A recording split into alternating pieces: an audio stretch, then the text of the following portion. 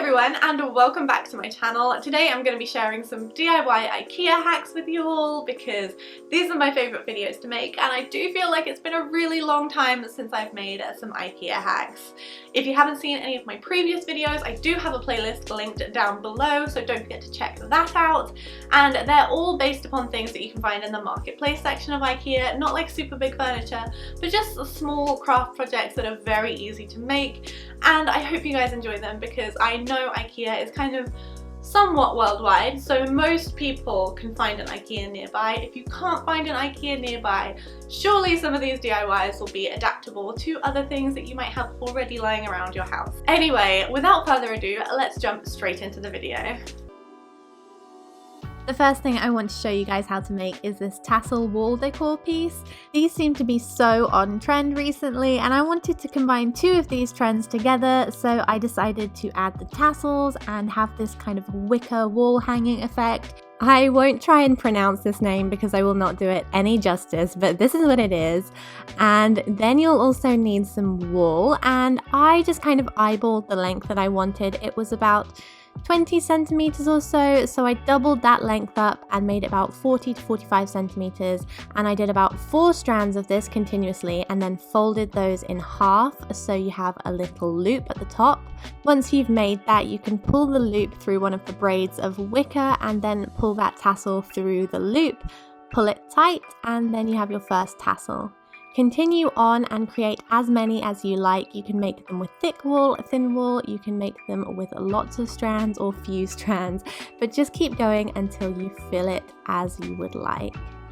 Oh, and I think this would also look really nice with some alternating colourful tassels too. I just went for this cream colour because it really matches the theme of my bedroom, but you can go with whatever you'd like.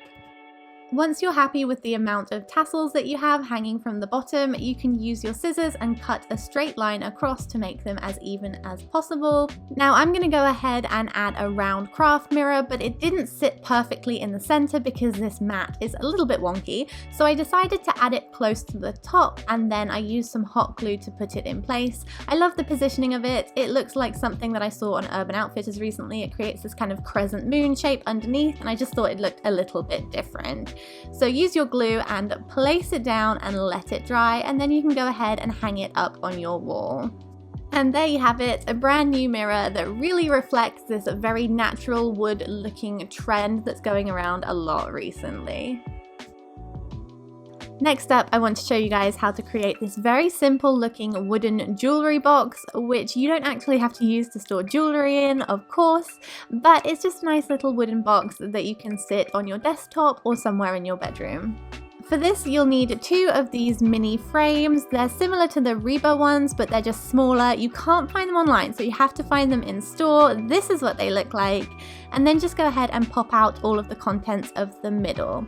You can use the mat of the frame to trace onto a piece of scrapbook paper. I used this really pretty decorative one, and then go ahead and cut these pieces out. You could put photos or any kind of print in there that you would like. I just decided to use scrapbook paper as I am a scrapbook paper hoarder.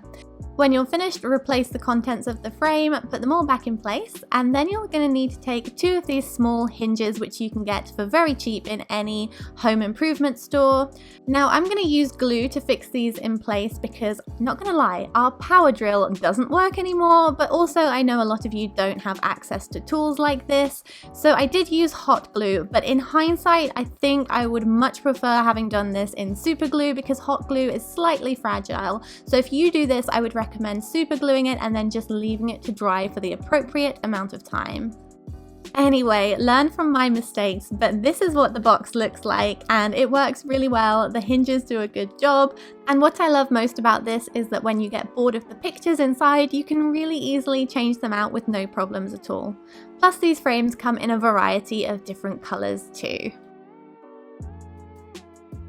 So next up is another wall decor idea, and this is actually made out of coasters. These gorgeous gold coasters that you see here are so easy to manipulate into a very modern looking wall art piece. You'll just need these Glattis coasters. They're £3.75 and they look something like this. I kind of freaked out a little bit when I saw them in the store. I just knew I had to make something out of them. So go ahead and align them in the kind of shape that you would like, and you can go for any kind of shape. I've just gone for a straight line. Flip them all over so that the bottom is facing upwards, and then you're going to want to stick them together. For this, I'm using craft lolly sticks or popsicle sticks, and I'm just going to go ahead and trim these ever so slightly so that each stick fits perfectly in the middle of each joining piece. That way there's going to be no overlap. So to put these onto the pieces, I just used some hot glue, and then I just placed that very carefully down, making sure that I didn't try and move my piece around so it didn't go wonky. Go ahead and secure these to all of your coasters, making sure all of the joins have a stick to hold them together.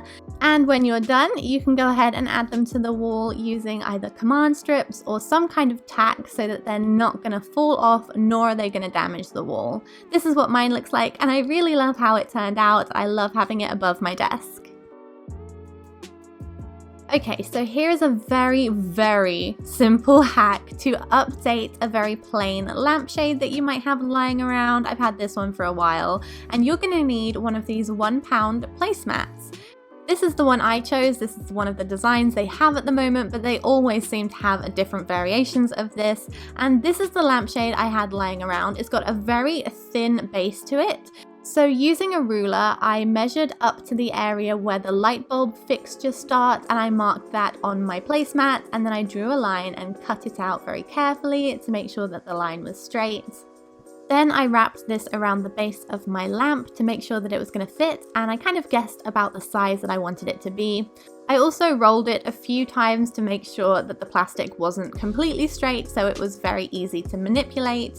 Once I was ready, I decided to go in with my hot glue gun, once again, that trusty glue gun, and then I just rolled it over, making sure to press it very carefully into the glue and making sure it stuck all the way down the mat.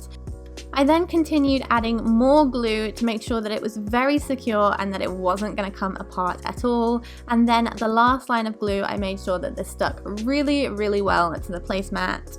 So once you're finished, you should have something that looks a little bit like this. And if you do have a cable coming out of the back, don't forget to cut a little tab so that you can fit this through.